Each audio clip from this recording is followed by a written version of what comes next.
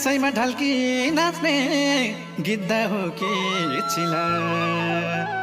बैसा जो बन गए पनि तन्नेरी